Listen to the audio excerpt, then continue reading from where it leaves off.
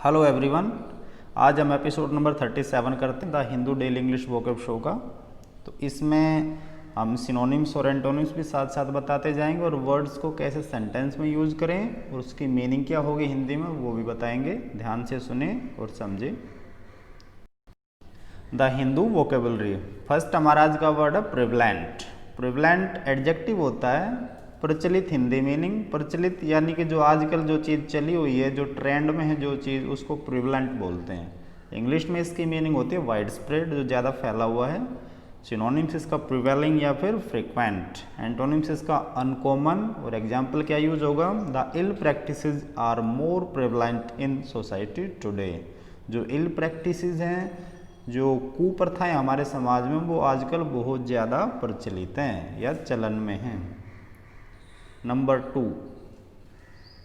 Susceptible adjective होता है भोला या फिर अति संवेदनशील भी कह सकते हैं हम। इम्प्रेशनेबल या फिर सिनोनिम्स इसके क्या बनेंगे? क्रेडुलस या फिर गलेबल।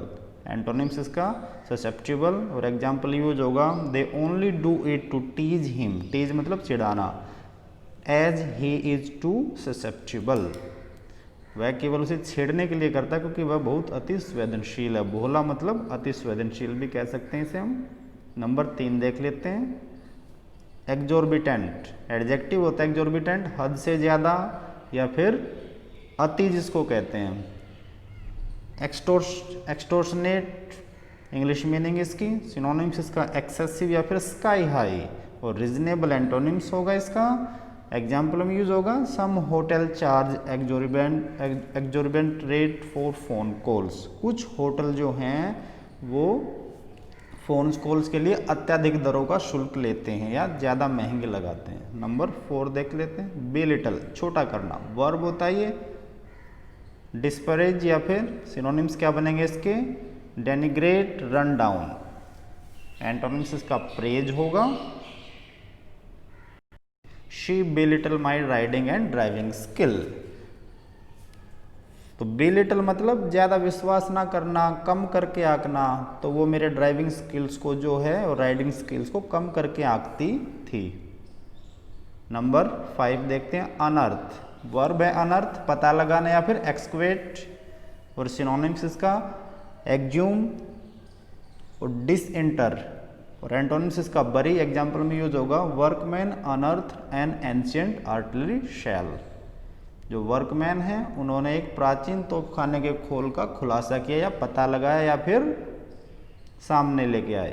क्रिटिकल एडजेक्टिव होता है जरूरी या फिर बहुत ज़्यादा संवेदनशील।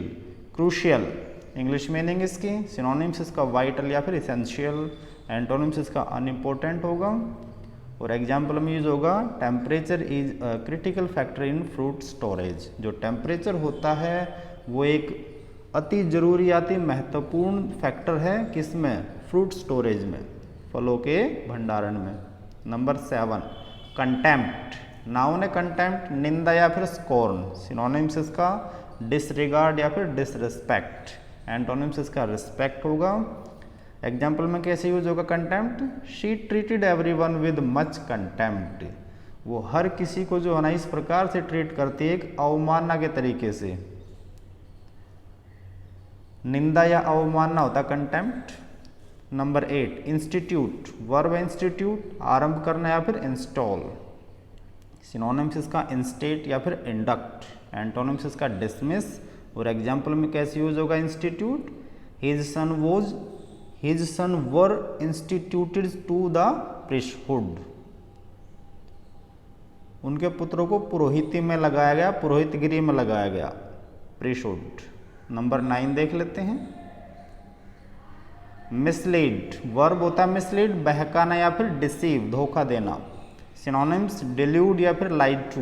एंटोनिम्स इसका बी ऑनेस्ट। और एग्जाम्पल में कैसे यूज होगा? The government mislead the public about the roads environment impact. जो सरकार ने सड़क के पर्यावरण प्रभाव के बारे में जनता को गुमराह किया, मतलब सही चीज़ नहीं बताई। नंबर 10 देख लेते हैं, रेलीगेट। वर्ब होती है रेलीगेट, कम करना या फिर डाउनग्रेड। सिनोनिम्स इसका लोअर, पुट डाउन। और एंटोनिम्स क्या होगा इसका? अपग्रेड। एग्जाम्पल में कैसे यूज होगा relegate? They aim to prevent women from being relegated to a secondary role. उनका उद्देश्य महिलाओं को द्वितीयक भूमिका में वापस लाने से रोकना है।